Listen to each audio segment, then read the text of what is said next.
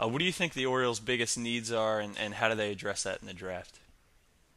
Well, I don't think they do address their needs in the draft. I mean, what teams seem to be saying these days is that they just want to draft according to ability, and they want to pick the player that is at the top of their draft board, regardless of how their organizational needs stack up. But, this time around, the Orioles might have their organizational needs match up with whoever is the best player on the board, because Manny Machado might be the player they end up selecting, and they could use a shortstop. He's a high school shortstop from Miami, thought of as a really great prospect, and he could be the guy that the Orioles pick, which would match up pretty well with what they need as a system.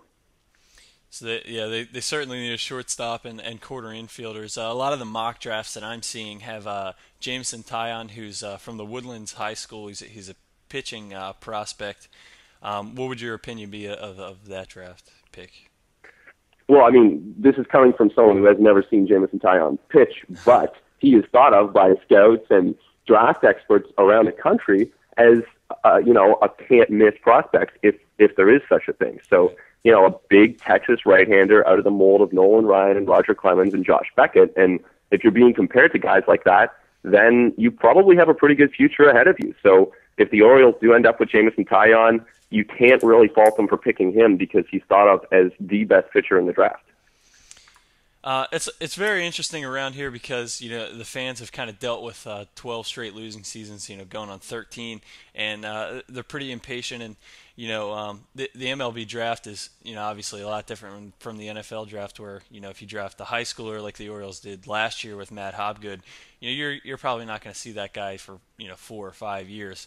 And fans are impatient, and a lot of people are saying, that they'd rather see a college player like we saw with Matt Wieters and Brian Mattis, guys who, get called up in a little bit over a year.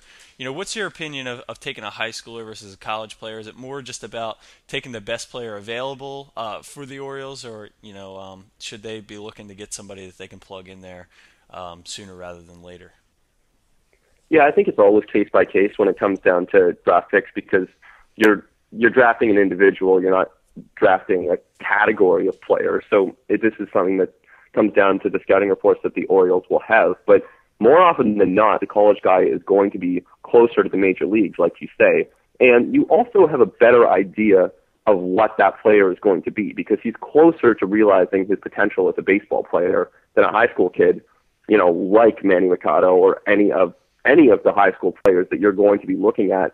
They're 18 years old. They haven't grown into their bodies yet. They might not even have seen the kind of competition that you'll see if you're playing college ball. So, I think it depends, but generally the college pick is going to be a safer one. Now, Machado, he's from Brito High School in Florida. He's projected to go with Pittsburgh. If he does fall to number 3, you're saying Baltimore probably has a pretty good chance of signing him. Is he a Scott Boras client? Is there any possibility that he could slip to the Orioles? I'm not sure who represents him at this point, but that's the one consideration for teams too, is the bonuses that some of these players can demand. Right, definitely.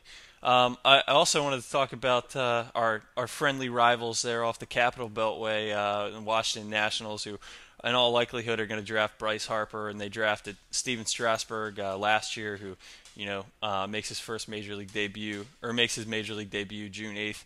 What are your thoughts on Harper? Is he the real deal? And tell me a little bit about Strasburg and how you're looking. Are you looking forward to see his first start? Oh yeah, Strasburg's debut is going to be great. I think that's going to be one of the more exciting events of the year, actually, and it's definitely going to be one of the more anticipated events, because this is a guy who went to AAA and just dominated. And you have to think that if he can pitch in AAA like that, then he's going to come to the major leagues and probably be among the top 30 pitchers in baseball, which is unbelievable to think that is possible for a guy who at this point last year was still an amateur player. But, we saw Mike Leake do it with the Cincinnati Reds, and Strasburg, by all accounts, has better stuff than Leake. So maybe this is the beginning of a phenomenal career. Now, there's a lot of things that have to go right for that to happen, like health, and for Strasburg to keep pitching the way he has been pitching. But I am very excited to see him start.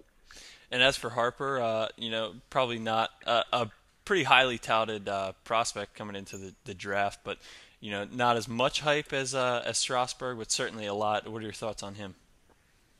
Yeah, well, it's funny when you compare the amounts of hype that they've had because they have been two of the more hyped up prospects that we've seen in the last 5 or 6 years around the major leagues. But with Harper, it's funny because last year he was the one who got the Sports Illustrated cover, and this time around everybody kind of knows who he is because he's been on the national radar for this long at this point. But this is a guy who everyone says could be a major league catcher, has a great arm, could be an outfielder, but most importantly for Harper, he's got the power to hit 40 home runs in the major leagues on a regular basis. Well, that's definitely on the right track. Kind of exciting to see them take those two big prospects. But I want to get back to the Orioles. A lot of free agency talk, or I'm sorry, a lot of trade talk for the Orioles. A couple of names, Kevin Millwood and Ty Wigginton, specifically in rumors to the New York Mets. What are you hearing, and what do you think's possible? Yeah, I mean, the thing is with the trade market at this point, it's just developing. Teams are more focused on the draft, so it's going to take shape pretty soon, and the Mets could definitely use some infield depth, and they could definitely use some rotation depth. I'm not sure that you can expect Hisanori Takahashi and R.A. Dickey to keep pitching like they are, so maybe at some point the Mets decide they need to go out and bolster their rotation.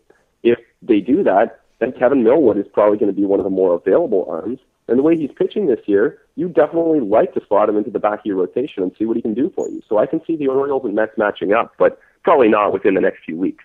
Right. Another guy who pitched pretty well at the beginning of the season has given up a few earned runs in his last couple outings is Will Ohman. I don't know if you've heard anything, any rumors for trading Will Ohman for any other teams, but I'd imagine, later on in the year he could be a pretty solid relief pitcher for a contender.